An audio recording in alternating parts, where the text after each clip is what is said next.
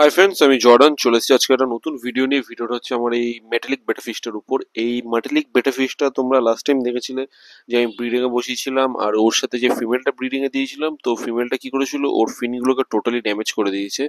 আর এখন আমি ওকে আবার ব্রিডিং এ বসালাম, আর ব্রিডিং এ বসানোর পর ওর যে প্রোটিন যা যা ওর মানে ইয়ে চলছে, ডায়েট আছে, তো কালারটা ওর সত্যি অসাধারণ ভাবে বেরোচ্ছে। আর কটা দিনের মধ্যে আরো সুন্দর কালার ওর বেরোবে।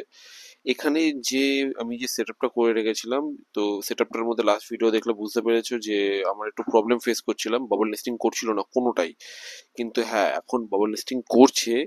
আর কেন করছিল না সেটা আমি লাস্ট ভিডিওতে বলেছিলাম, আর কিভাবে করছে সেটা আমি এখন দেখাচ্ছি। যে হ্যাঁ, এখানে আস্তে আস্তে বাবল নেস্টিং শুরু করেছে এরা।